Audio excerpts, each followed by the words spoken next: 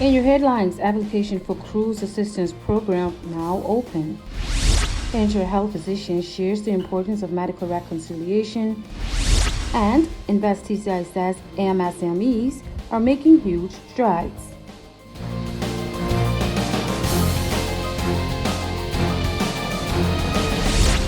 Welcome, Turks and Caicos. Thank you for joining us. I'm Latoya Walking, your anchor for Tuesday's newscast. Let's get right into it. Applications for the Cruise Assistance Program are now being accepted, and businesses in Grand Turk involved in the cruise tourism industry are invited to apply. Here's Tuesday's leading story. On November 15th, the application portal to accept online submissions from eligible Grand Turk businesses impacted by the economic fallout from the COVID-19 pandemic was opened. The Grand Turk Cruise Assistance Program ensures that cruise tourism service providers are provided with assistance to encourage investment in targeted areas and maintain the industry and existing vendors as preparation for the revival of the cruise industry in Grand Turk continues. The assistance package provides eligible Grand Turk businesses with a one-time payment ranging from $3,500 to $10,000. The categories under which a service provider can apply are necessary plant and or infrastructure repairs, staff training, upgrade of business software, digitization of business processes, purchase of business equipment and supplies, and enhanced business image standards. The application process will remain open until November 26th, unless otherwise directed by the Permanent Secretary of the designated ministry. To qualify for the assistance, the business must be licensed under the TCI Business Licensing Ordinance. The business must not be wholly or majority owned or subsidiaries of a larger company. Majority owned by TCI status holders or British Overseas Territory citizens. They must be operating an existing business. The applicant must have been licensed to operate in the financial year 2019-2020 or 2020-2021 and currently possess a business license for financial year 2021 to 2022. For the purpose of businesses under transportation services category, applicants must also provide a public service vehicle license for financial year 2019 to 2020 or 2020 to 2021 and a public service vehicle license for the financial year 2021 to 2022. The applicant's business activity must be operational in the island of Grand Turk. Persons are advised to fill out their applications properly, reading and following all of the instructions. Failure to do so will result in their applications not being processed.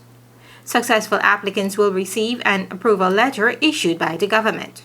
A single payment will be made by the Grand Turk Government Treasury directly to the applicant by way of a check. The approved applicant will be required to present photo identification showing their approved status in the country. All grant payments are to be collected within 1 month of being printed to avoid the grant being cancelled and withdrawn. Questions concerning this application may be directed to the government email, that is, tcicruisegrant@gov.tc. An application online portal can be accessed on the government website, weblink stimulus.gov.tc. For PTV News Watch, I am Delana House. In this next story, the head physicians at TCI Hospital shares the importance of medication reconciliation. This comes after the rollout of medication packs to be distributed to patients with multiple prescriptions throughout the community. There's a lot of events that can be related to medication error. So that's why now our objective now with these bags that we're distributing to our clients is one, to ensure that it facilitates to our clients that every time they're going to move, they move with their medication, so that we will be able to reconcile them. Okay. As well, we expect in this project that we're going to be evaluating in over a year, in 3 months, 6 months, and 1 year, to see what is the outcome of those patients that have been involved in this project, to see if we have a better control of those patients will have better control of the medical condition if it's high blood pressure, sugar, cholesterol, and so on. So by the time we can say that, okay, this really has helped. The Deputy Chief of Medical Services also noted that there is an upsurge in non-compliance of patients taking medications, as he further explained. This is not something which is just specific for our community. This is all over the world. But when you come to the doctor and the doctor realizes that you bring your medication, you are not taking them, then we know that this is a patient who need education. We can explain to them, the nurse can explain to them, this is no, you need to be taking your medication, okay? So this is one of the objectives. And ensuring that the patient is compliant with their taking their medication, you will have less admission to hospital, less visit to emergency department because you are compliant with your medication. So in general, your health will be better. And that is our objective. Ensure that you keep yourself safe and with good health. Head of Family Medicine, Dr. Henry Blythe, explained the meaning of medication reconciliation and what it looks like from the perspective of a physician in a consultation room. The Chief of Family Medicine also explained that the elderly, who are deemed most vulnerable, are prescribed more medication than an average patient. Discrepancies in medication information at different sites of care is rather common. What we find is that a patient might have gone to a private practitioner and gotten a list of medications prescribed. They may have gone to the emergency room and gotten a different list of medication prescribed, and they are now in the clinic. And from moving from one place to the other, they end up with a large set of medications and sometimes can be confused as it regards to what should they really be taking.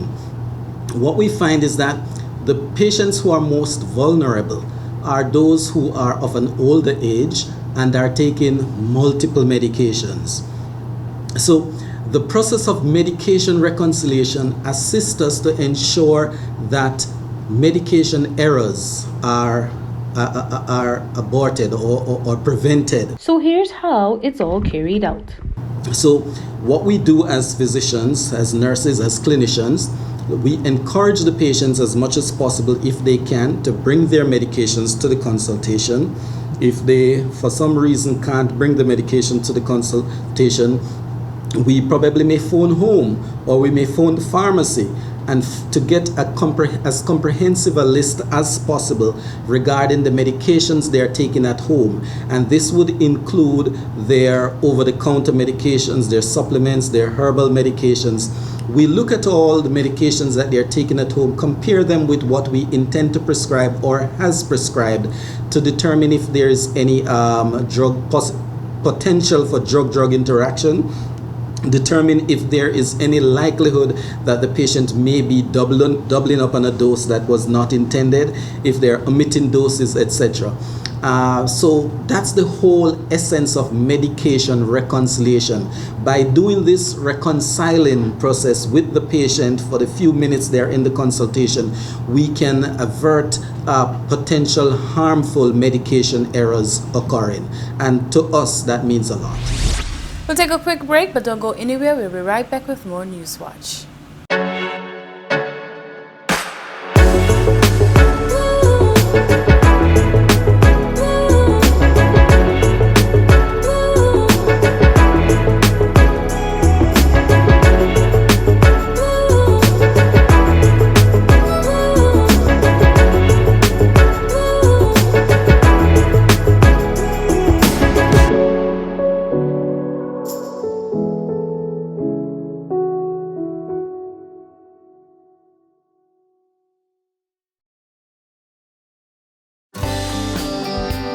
This is a reminder that all PTV service accounts are due on the first day of each month. Accounts should be brought up to date by the 28th of the month to avoid disruption in service. Payments may be made on our office at Stubbs Diamond Plaza, Providenciales, Mides Plaza, North Caicos, and Airport Road in South Caicos.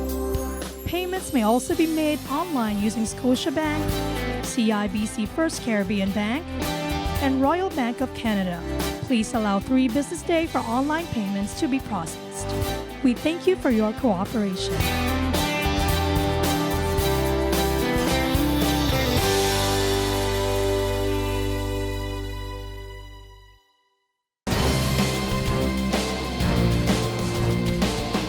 The Micro, Small, and Medium Enterprise MSME program managed by Invest TCI has made tremendous strides since its launch in 2016, with the approval of over 20 applications with assistance and a few more awaiting approval. Here's more.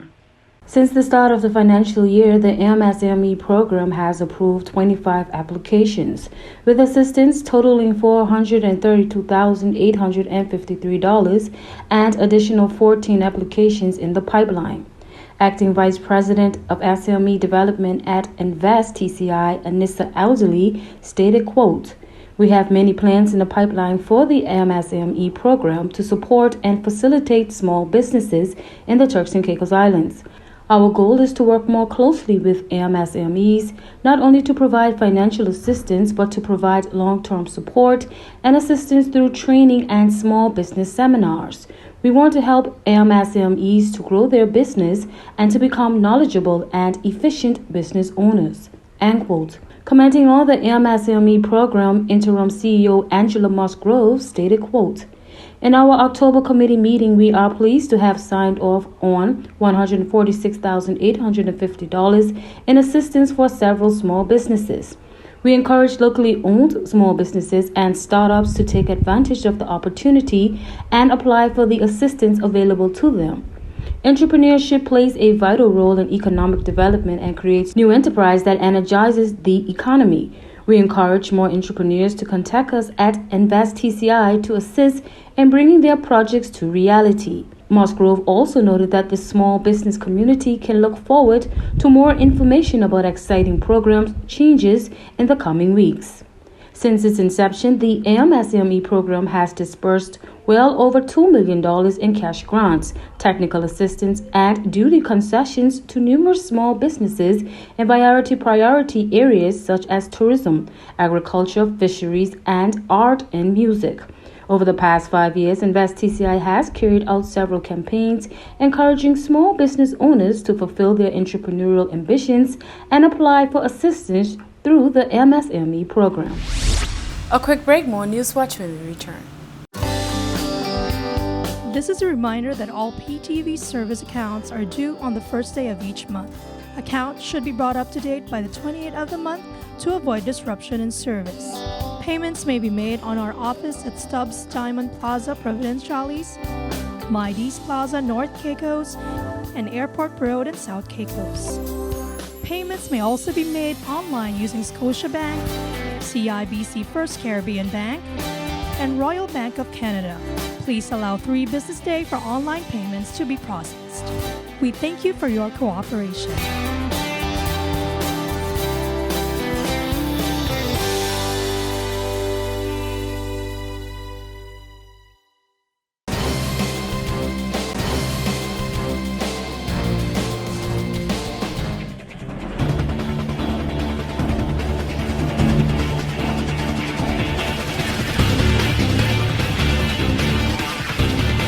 The Blue Hills Football Club is this year's Apertura champion following a narrow 1-0 win over the SWA Sharks on Saturday at the Academy Field in Providenciales. Going into the final, the SWA Sharks were at the top of the leaderboard with 6 wins, 2 draws, and 1 loss under their belt. Blue Hills was in far behind with an even amount of wins, 1 draw, and 2 losses.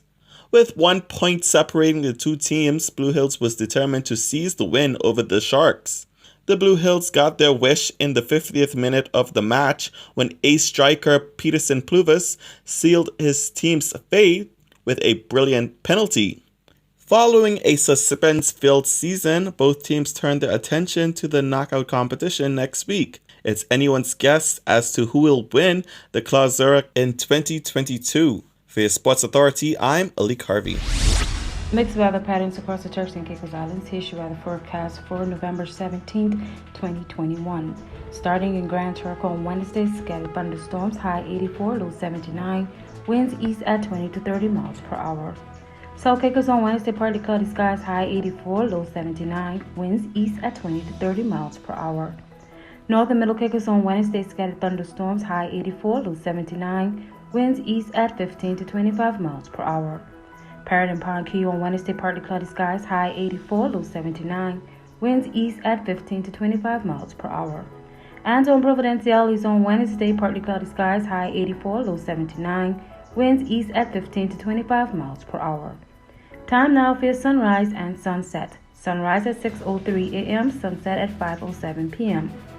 For your high tides and low tides, high tides 6:06 a.m., 6:24 p.m. Low tides 12:27 a.m., 12:27 p.m.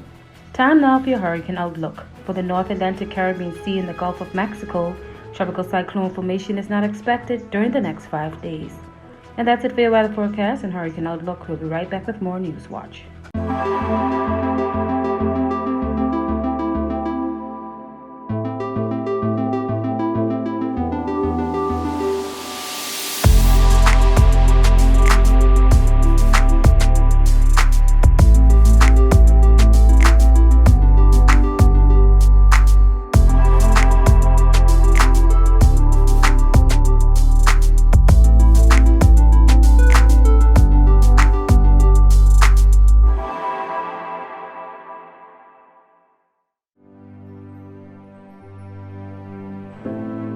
Here at People's Television, we're more than just your leading news and entertainment services. We are spreading the gospel.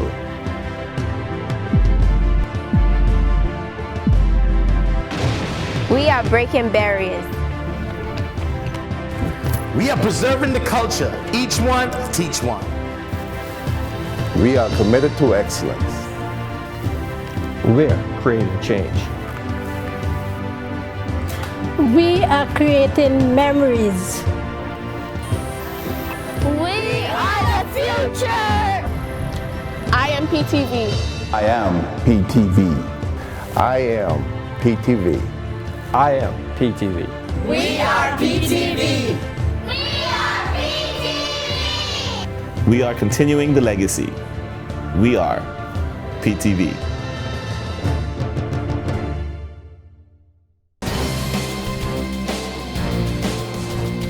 The Caribbean Public Health Agency has signed an agreement with a Japanese agency to achieve Caribbean regional health security. Details in this next report. The agreement was signed last week, November 11th, with an aim to build core capacity within CARFA to prevent, detect, respond to, and control infectious diseases outbreaks in the region. The cooperation between CARFA and the Government of Japan through the Japan International Cooperation Agency will see collaboration on a new technical cooperation project, including provision of testing kits and laboratory equipment worth $1 million. The project is aimed at strengthening CARFA's diagnostic testing capacity, including its ability to actively report to member states, thus promoting and enhancing the systems of prevention, detection, and response for public health events and events that significantly threaten public security within the region. Under another project advancing regional health security, a significant sum will be allocated to the purchase of reagents and supplies for genome sequencing. Additionally, the grant will support the purchase of reagents for regular testing, purchasing of a centrifuge machine and a purification machine.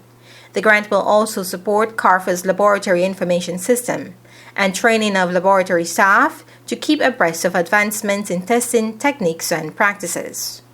Meanwhile, CARFA is currently executing 2 projects with funding from the Government of Japan, while another 2 were recently concluded and another one is expected to be signed in the near future. The Japan International Cooperation Agency is the primary Japanese governmental agency responsible for Japan's bilateral official development assistance. It is chartered with assisting economic and social growth in 150 countries and the promotion of international cooperation.